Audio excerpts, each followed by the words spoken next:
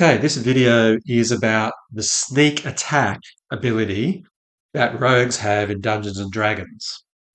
And this is the main way that rogues get to deal a lot of damage. If you're a rogue, you want to do this every turn if you can. Let's read the ability and make a few comments as we go.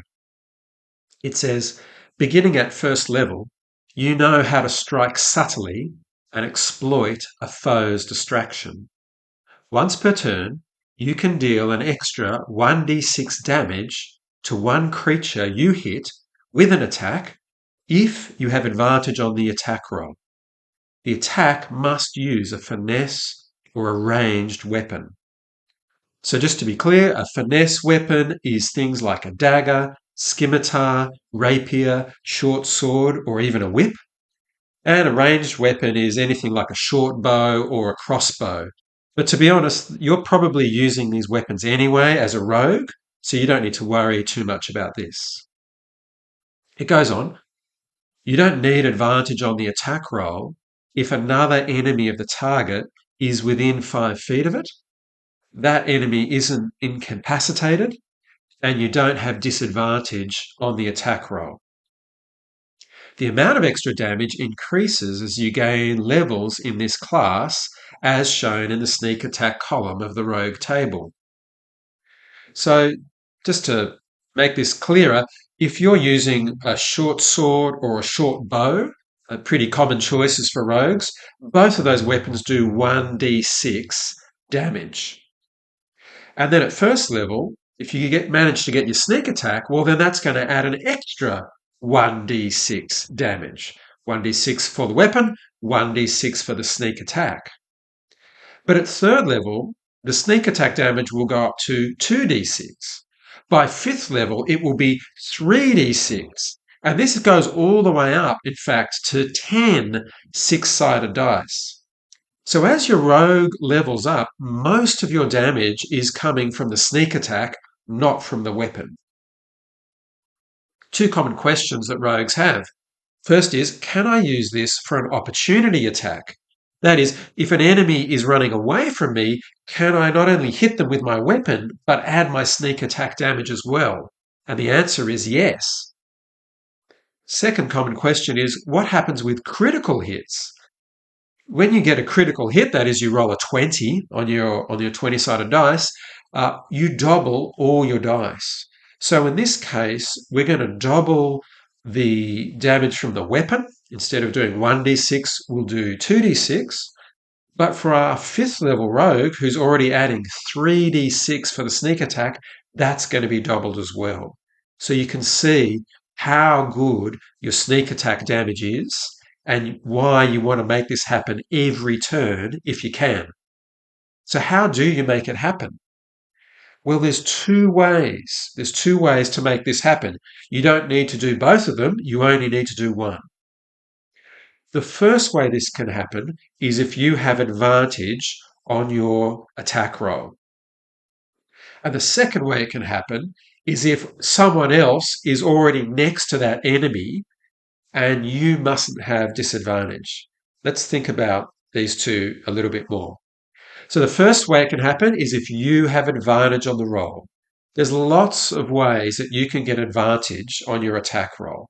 The most common one would be if you are hiding and then attacking at range with your short bow. Maybe you've set up some kind of ambush. So here we see our two adventurers and they're fighting a giant centipede at the moment. Our rogue here might be hiding behind this brick wall. All she has to do is attack from hiding, and she's going to have advantage on the roll, and if she hits, she's going to get her sneak attack damage. But there's other ways that you might get advantage as well. Maybe the enemy has been knocked prone. It's lying down. Well, then if you run in and attack with your short sword, you're going to get advantage on that attack as well. And there's many other ways to get advantage. The second way that you can get your sneak attack damage is a lot easier. And this is if the enemy that you're attacking already is dealing with somebody else right next to them, probably one of your teammates. So here, if our fighter rushes in to attack the giant centipede, then our rogue doesn't need to be hiding at all. She can attack at range with her short bow, or she can run in with her short sword. Either way, the enemy, the centipede, is distracted because the fighter's already there. And so if you hit, you're going to get your sneak attack damage, no problem. However, you mustn't have disadvantage on the roll. So if you were poisoned, or if you were shooting your short bow at the longer range and that's causing you disadvantage, well, then you're not going to get your sneak attack damage.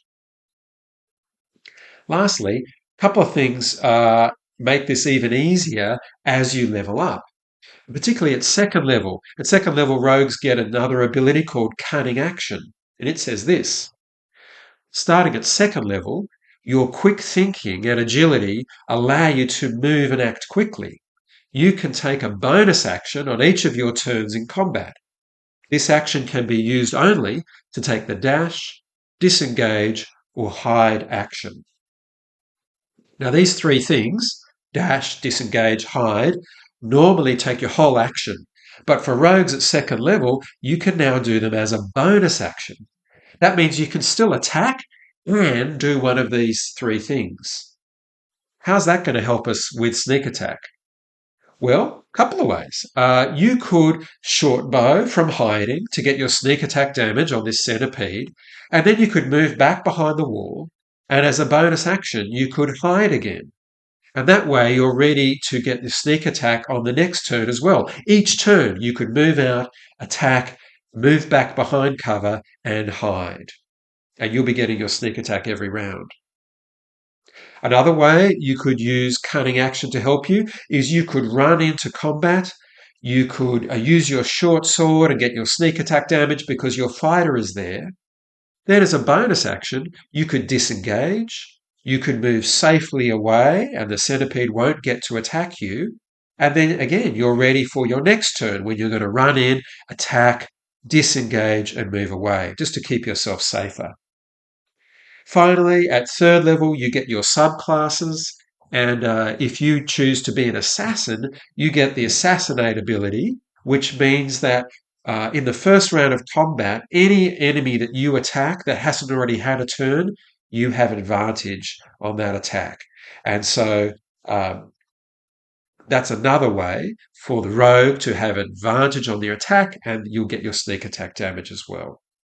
So this is a great ability of the rogues. It's the main way that you're going to be doing damage. And so you want to be thinking, how can I make this happen every turn? Hope it's been helpful.